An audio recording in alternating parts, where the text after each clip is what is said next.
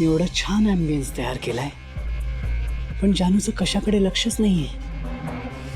काय झालंय तिला नक्की? जानू, काय झालंय?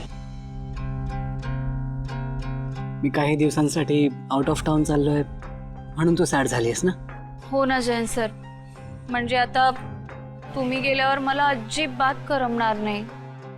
आय नो जानू, बट मलाही तुझ्याशिवाय करमणार नाही. पण तू इतकं सॅड नको होस. यू नो व्हॉट जानू, आपण एक काम करूयाच. आपल्याकडे अजूनही ही पूर्ण रात्र आहे, करेक्ट? आपण आज झोपूयाच नको, पूर्ण रात्र जागे राहू आणि एकमेकांशी हव्या तेवढ्या गप्पा मारू. म्हणजे जेव्हा आपण एकत्र नसू ना, तेव्हा या सगळ्या गप्पा आठवू आणि आपण एकमेकांना थोडे कमी मिस करू. What do you say? So आजची रात्र जागी राहण्यासाठी रेडी आहेस ना?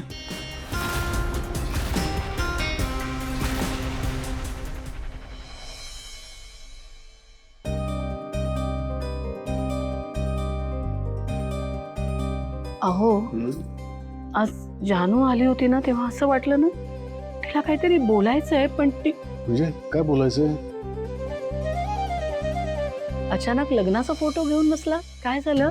लक्ष्मी, बघत होतो की आता सगळ्या चांगल्या गोष्टी घडतात आपल्या आयुष्यात, तेव्हा हा फोटो पाहिल्यावर कसं वाटतंय. कारण आधी जेव्हा जेव्हा हा फोटो पाहायचो तेव्हा अपराधी वाटायचं का मला. अहो, खरंच सांगतो, नेहमी असं विचारायचं मनात की इतक्या लाडाकोडात वाढलेली तू, इतक्या श्रीमंतीत वाढलेली तू, माझ्याकरता एका क्षणात सगळं सोडलंस आणि मी काय दिलं तुला त्या बदल्यात. म्हणजे मला दिसायचं ग तुझ्या डोळ्यात, तुझी स्वप्न मला दिसायची, तुझ्या अपेक्षा मला दिसायच्या.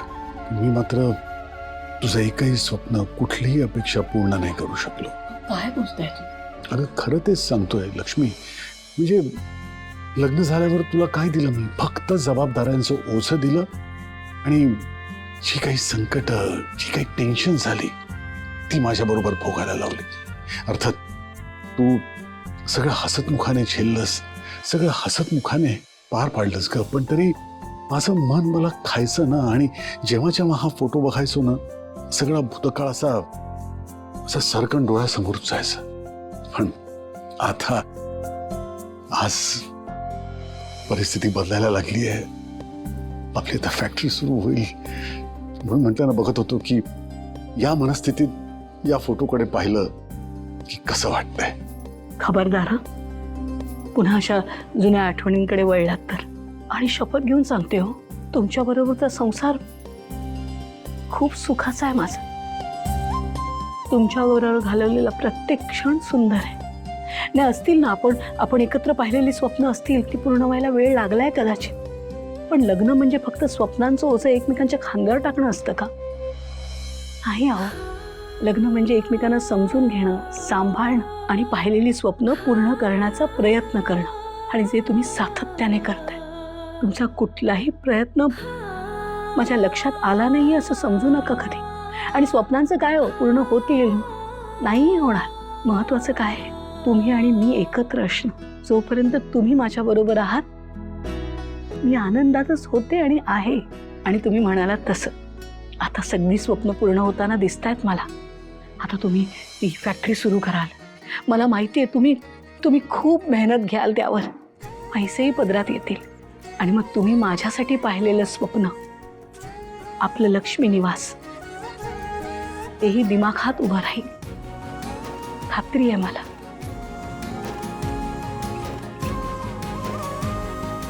आणि हो, माझ्या नवऱ्याला वावगं बोलायचं नाही बरं, पुन्हा ऐकून घेणार नाही मी. हा, माझ्या नवऱ्यासारखा नवरा नाहीच मुळी कुठे. आणखीन एक सांगू का तुम्हाला? काय? आपल्या लग्नाच्या फोटो मधली मी आणि आत्ताची मी, त्यात एक साम्य मात्र नक्की आहे. सांगा बघू काय? अरे विचारतेस काय? याकरता मला फोटो बघायची गरज नाही. आपल्या लग्नाच्या दिवशी तू जशी दिसायचीस ना, आजही अगदी तशीच दिसते, अजिबात फरक नाहीये. पुरे पुरे पुरे खोटं बोलण्याला पण काही मर्यादा असतात. पुरे. साम्य काय माहितीये?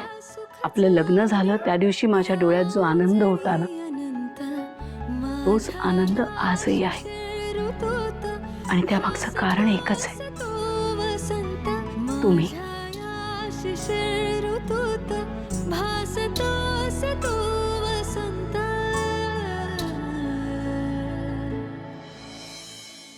कमाल झाला जेवण भाई. वा वा वा. Thank you madam. तर कुणाचा फोन आला? काय ना उठ बघ कोणाचा फोन होतो. थांबा पप्पा मी बघतो. थांब मीच बघतो. अहो बघू दे रे.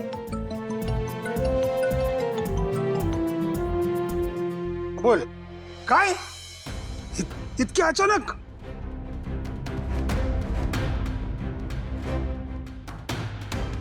मग ठीक आहे मी पोहोचेन.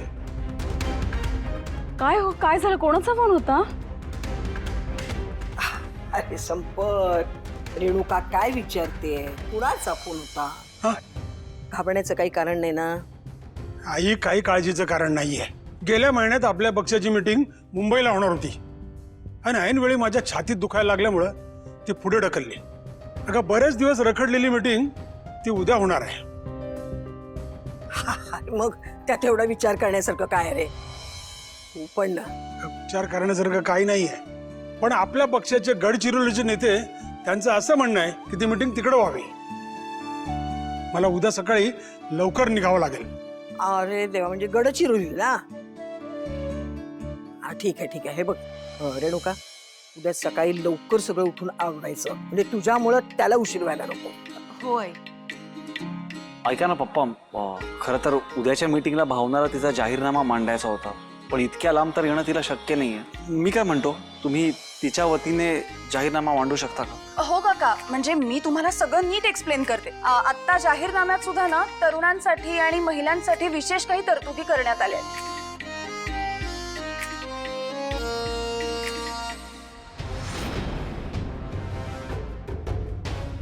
ही भावना सतत पुढे पुढे करायचं कारण शोधत असते. देवाने प्रत्येक सुख तिच्या पदरी अगदी सहजपणे टाकलंय. तिला मूल होतंय, घरात पण मान तिलाच मिळतोय, राजकारणातही स्वतःची जागा मिळवली तिने, आणि वर मला चॅलेंजही केलंय. मी काय करतेय तर ही अशी एकटी उभी राहून तिच्यावर जळतीये. ते काही नाही, मला आता असा वार करावा लागेल की भावनावर परत कधीच कोणीच विश्वास ठेवणार नाही.